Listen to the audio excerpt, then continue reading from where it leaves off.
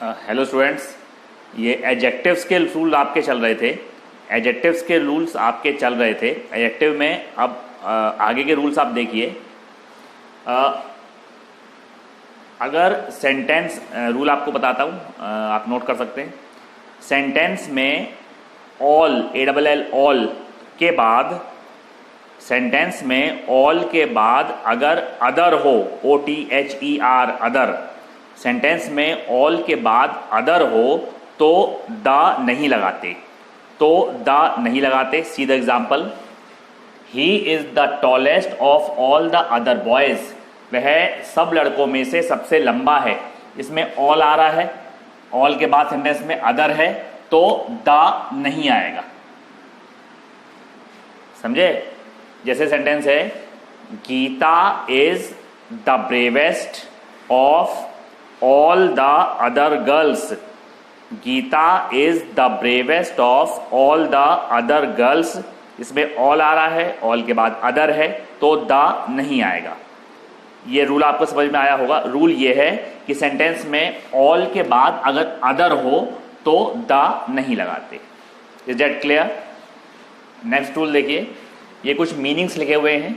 Late मतलब देर, letter मतलब बाद में, लेटर मतलब बाद वाला, लास्ट मतलब आखिरी, फॉर्मर मतलब पूर्व, लेटेस्ट मतलब सबसे नया या सबसे आखिरी। लेटेस्ट मतलब सबसे नया या उसको आप सबसे आखिरी भी बोल सकते हैं। सबके एग्जाम्पल्स आपको बताता हूं। सबसे पहले लिखा हुआ है लेट। लेट मतलब होता है देर। He came late in the class, he came late in the class मतलब वह क्लास में लेट आया, देर से आया। उसके बाद लेटर मतलब बाद में। Students came later then the teacher, students came later then the teacher मतलब विद्यार्थी टीचर के बाद में आए। लेटर मतलब होता है बाद वाला। The latter stories of this writer, the later stories of this writer are good, the later stories of this writer are good। इस लेखक की बाद वाली कहानियां अच्छी हैं, तो लेटर माने बाद वाला। देन लास्ट मतलब आखिरी। he came last in the race, he came last in the race मतलब वह रेस में आखिरी आया, आखिर में आया। उसके बाद फॉर्मर मतलब पूर्व। He was former president, he was former president मतलब वे पूर्व राष्ट्रपति थे। सबसे लास्ट में लेटेस्ट, सबसे नया, सबसे आखिरी। This is the latest edition, EDITION, this is the latest edition. Edition मतलब होता है संस्करण।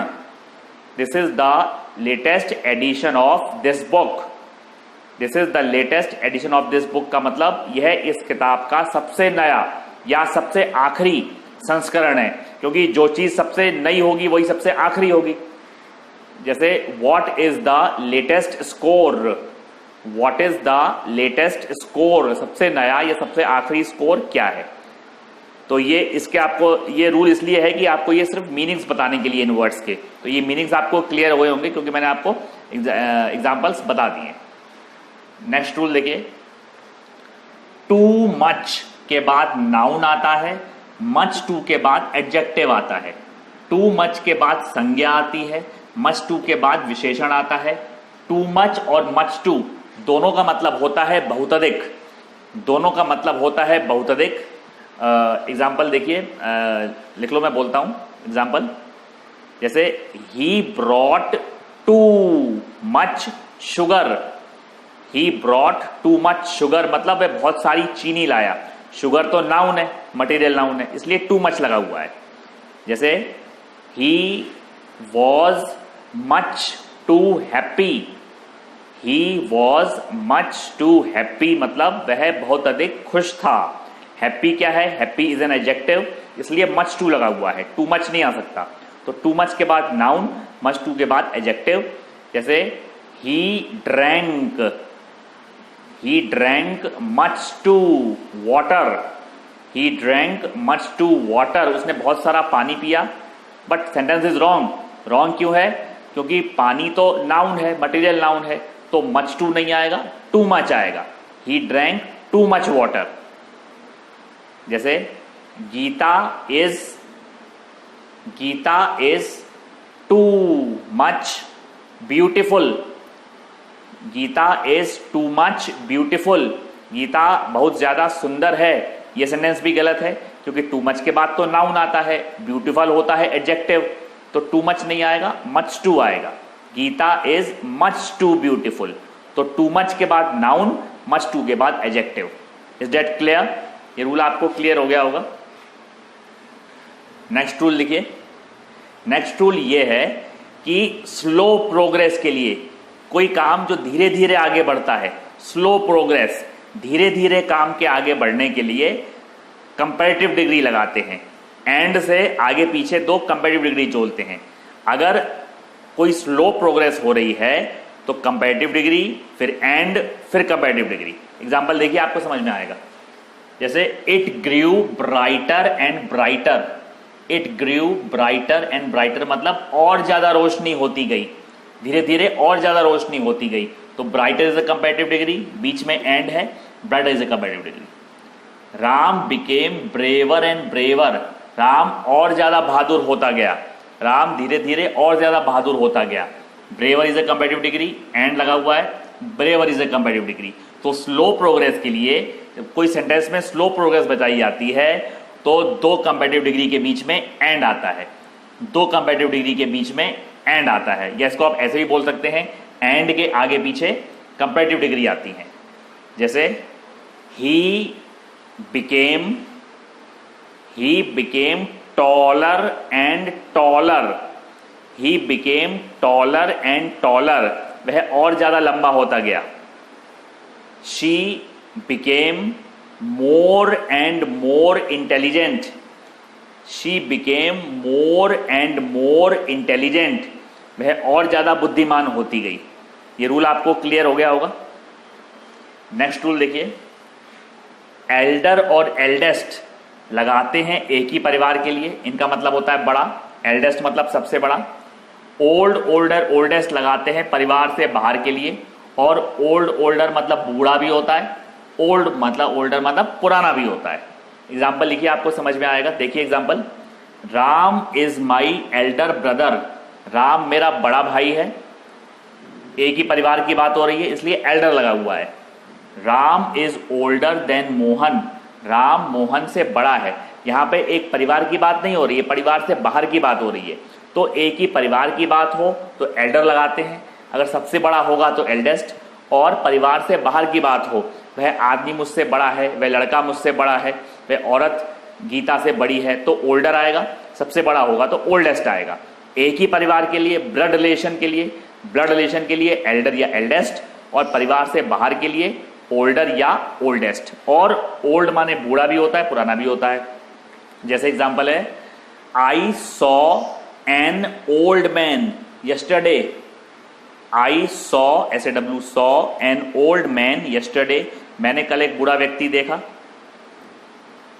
जैसे the Qutub Minar is older than the Taj Mahal, the Qutub Minar is older than the Taj Mahal, Qutub Minar Taj Mahal से पुरानी है। तो ओल्ड का मतलब, ओल्डर का मतलब पुराना भी होता है।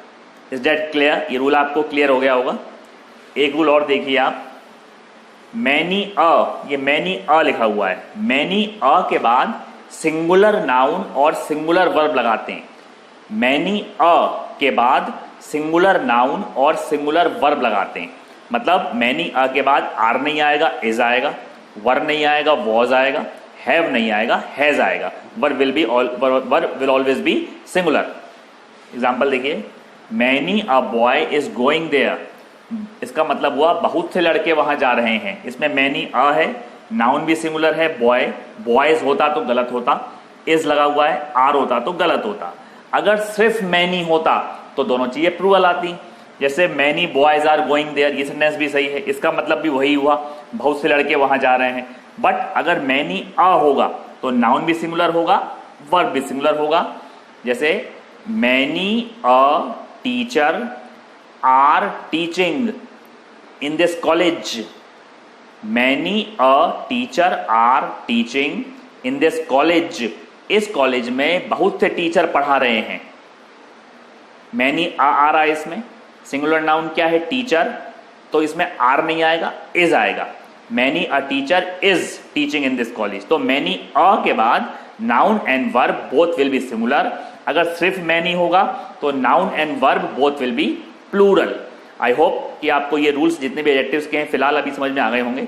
अभी एडजेक्टिव्स के रूल आपको एक वीडियो में और मिलेंगे, then adjectives will be completed. तो रूल्स मैंने आपको जितने भी कराए हैं उनको आप जरूर रिवाइज करें 3 वीडियोस में। All the rules are important which I am telling you for your comparative exams. और अब आप जैसे जानते हैं एग्जाम्स आपके नज़दीकी हैं, तो आप ये रूल्स जितने भी मैंने लिखवाए हैं और मेरे लास्ट वीडियो के भी रूल्स जितने भी हैं इनको आप रिवाइज भी करें। जो इंपॉर्टेंट रूल्स हैं वो आपको वीडियोज़ में हैं। बाकी आप चैनल को सब्सक्राइब करें, शेयर करें, अपने फ्रेंड से सब्सक्राइब कराएं, शेयर करें। Thank you.